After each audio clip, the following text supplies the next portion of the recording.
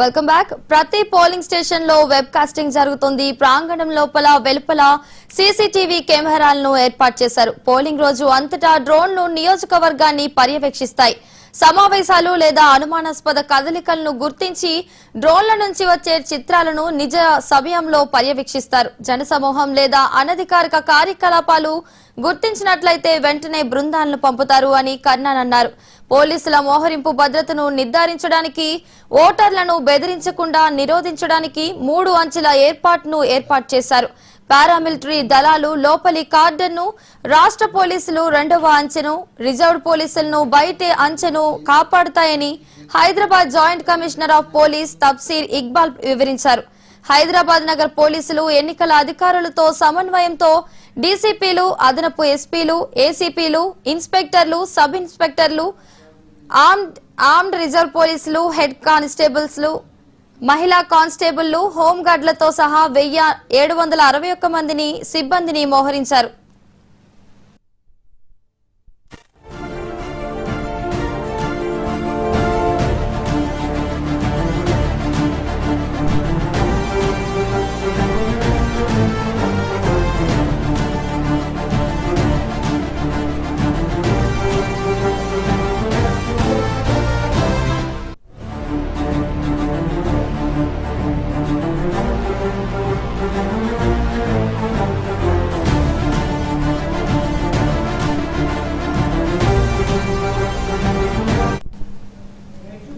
ఎనిమిది కంపెనీలను కలిగి ఉన్న 73 పారామిలిటరీ దళాల విభాగాలు మోహరించబడ్డాయి. ఓటర్లకు జారీ చేసే ఓటరు సమాచార స్లిప్లు గుర్తింపు రుజువు కాదని, అవి మార్గదర్శకంగా మాత్రమే పనిచేస్తాయని కర్ణన్ స్పష్టం చేశారు.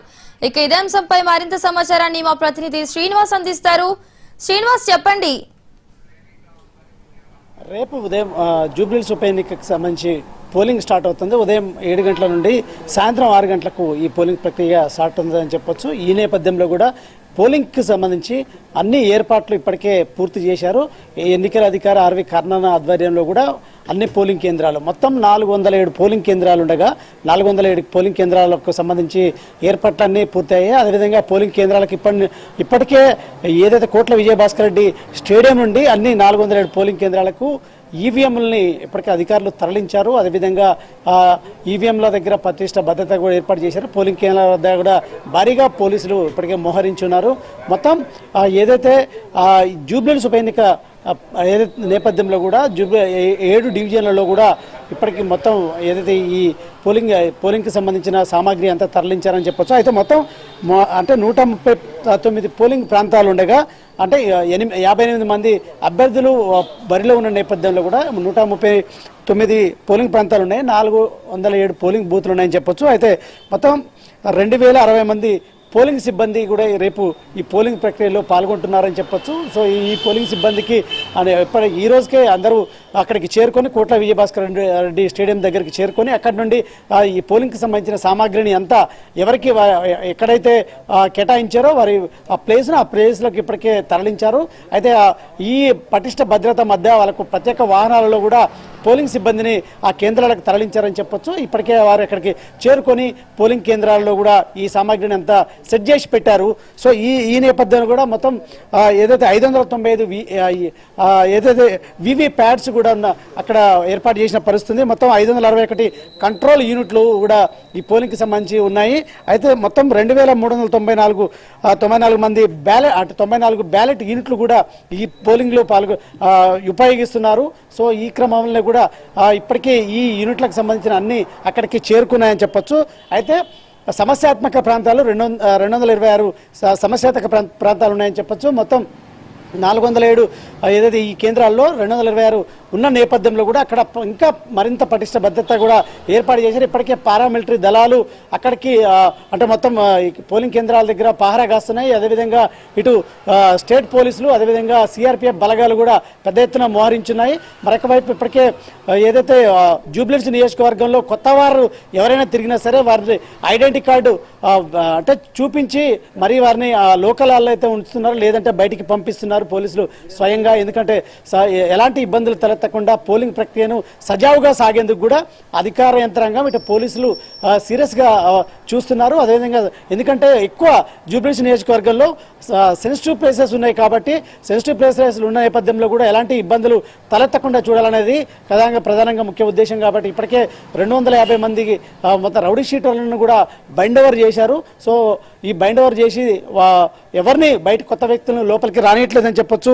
అదేవిధంగా ఆర్బీఐ కూడా ఈ ఫోన్పే గూగుల్ పే మీద ప్రత్యేకంగా కూడా నిఘా పెట్టింది. ఎందుకంటే ఓటర్లను ప్రలోభ పెట్టేందుకు కూడా ఏదైతే ఈ ఫోన్పే గూగుల్ పే ద్వారా డబ్బులు సెండ్ చేస్తున్నట్టు కూడా సమాచారం ఉన్న నేపథ్యంలో కూడా ఎలక్షన్ కమిషన్కు ఆర్బీఐ కూడా ప్రత్యేకంగా నిఘా పెట్టింది.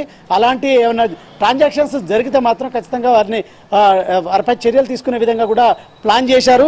ఇంకొక వైపు 250 మందికి ఇప్పటికీ బైండ్ ఓవర్ చేసిన నేపథ్యంలో కూడా ఎలాంటి ఇబ్బందులు తలెత్తకుండా చూస్తున్న పరిస్థితి. అయితే ఇప్పటికే ఆర్వీ కర్నర్ సీరియస్గా హెచ్చరికలు జారీ చేశారు. ఎవరైనా సరే పోలింగ్కి అంతరాయం కలిగించినట్టయితే చట్టపరంగా వాళ్ళపై చర్యలు తీసుకుంటాము, కఠిన చర్యలు ఉంటాయి, ఎలక్షన్ నిబంధనల మేరకు వారిని కఠినంగా శిక్షిస్తామంటూ కూడా హెచ్చరికలు జారీ చేశారు. అయితే ఇప్పటికీ అన్ని పోలింగ్ కేంద్రాల దగ్గర ప్రత్యేకంగా సీసీ కెమెరాలు ఏర్పాటు చేశారు. ప్రత్యేకంగా సీసీ కెమెరాలు ఏర్పాటు చేయడంతో పాటు జిహెచ్ఎంసీ కార్యాలయంలో ఒక కంట్రోల్ సెంటర్ని పెట్టి అన్ని సీసీ కెమెరాల పర్యవేక్షణలో కూడా అక్కడ ఆపరేట్ చేస్తారు. ఆ 407 పోలింగ్ సెంటర్ల నుండి మొత్తం అక్కడ కంట్రోల్ ఉన్నటువంటి జిహెచ్ఎంసీ ఆఫీస్ నుండి పర్యవేక్షణ చేస్తారు. ఎలాంటి ఇబ్బందులు తలెత్తకుండా చూస్తారు. అదేవిధంగా ఇప్పటికి టెక్నికల్ సిబ్బంది కూడా ఎక్కడికెక్కడ అంటే పెట్టారు, ఇప్పటికే సెట్ చేసి పెట్టారు. ఎందుకంటే ఒకవేళ ఈవీఎంలో ఎక్కడైనా మొరాయించినట్టయితే ఇమీడియట్లీ వాటిని క్లియర్ చేసి టెక్నికల్గా మొత్తం క్లియర్ చేసే విధంగా ఇబ్బందులు లేకుండా చూసే విధంగా కూడా టెక్నికల్ సిబ్బందిని కూడా పెద్ద ఎత్తున ఇప్పటికే సెట్ చేసిన పెట్టిన పరిస్థితుంది.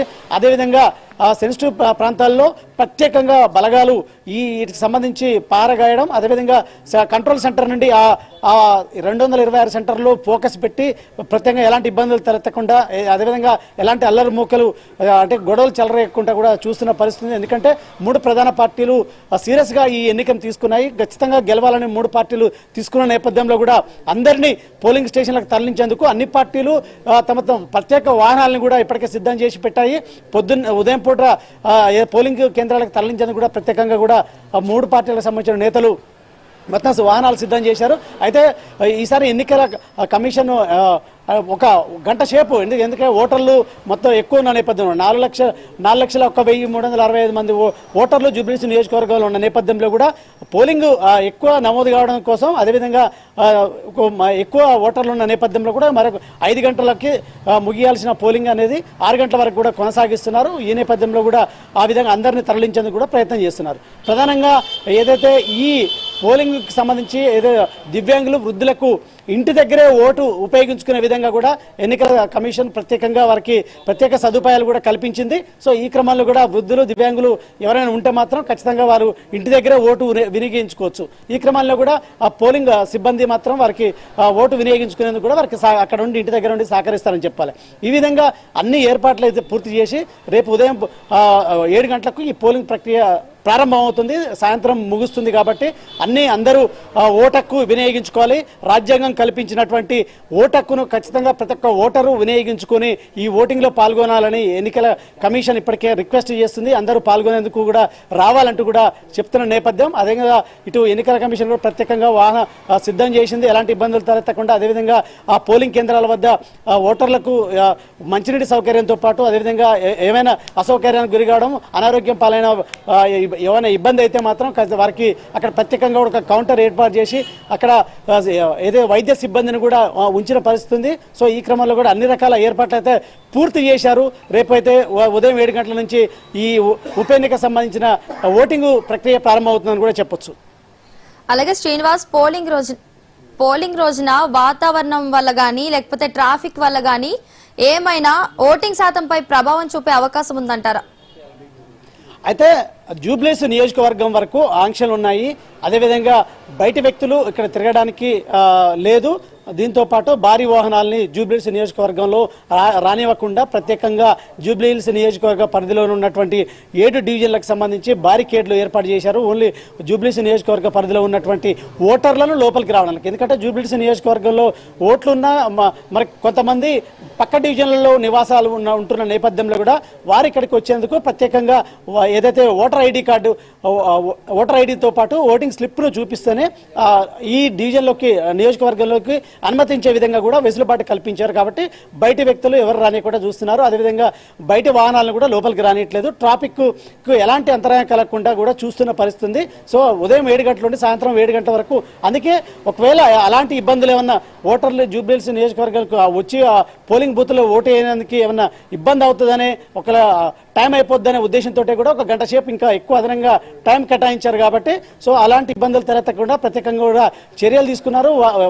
ప్రత్యేక వాహనాలను కూడా సిద్ధం చేశారు. దీంతో పాటు అదేవిధంగా ఈ 3 ప్రధాన పార్టీలు కూడా ఓటర్లను తరలించేందుకు కూడా వాహనాలు సిబ్బంది చేసిన పరిస్థితి.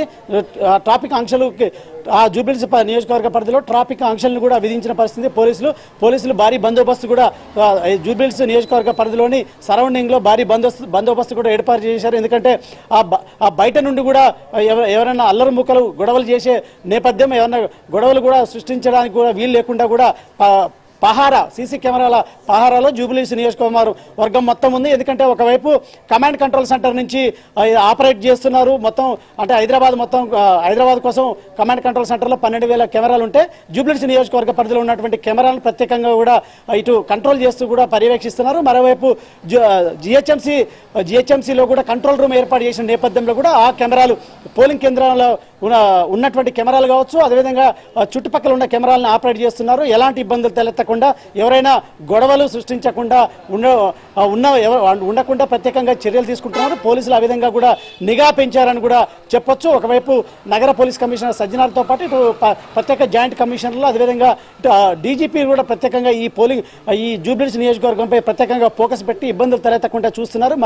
మరొక వైపు ఇటు ఏదైతే ఎన్నికలకు సంబంధించిన ఎన్నికల కమిషనర్ ఆర్వి కన్నాన్తో పాటు ఎన్నికల సిబ్బంది కూడా సాగేందుకు చూస్తున్నారు. ఎందుకంటే జూబ్లీహిల్స్ నియోజకవర్గం దేశం మొత్తం నియోజకవర్గంపై కూడా ఫోకస్ చేసింది. జూబ్లీహిల్స్ నియోజకవర్గంలో ఎవరు గెలవబోతున్నారు, ఏ పార్టీలు అంటే 58 మంది బరిలో ఉన్నప్పటికీ కూడా 3 ప్రధాన పార్టీలు పోటీలో ఉన్న పోటీ పడుతున్న నేపథ్యంలో కూడా ఎవరు గెలవబోతున్నారు జూబ్లీహిల్స్ నియోజకవర్గం పైన ఒక ఆసక్తి నెలకొన్న నేపథ్యంలో కూడా జూబ్లీహిల్స్ నియోజకవర్గం అనేది రేపు పోలింగ్ అనేది ప్రత్యేకత సంతరించుకుంది. ఏదైతే ఇటు ఆసక్తిగా ప్రజలు గమనిస్తున్నారని కూడా చూడొచ్చు జూబ్లీహిల్స్ వైపు. Right, thank you Srinivas.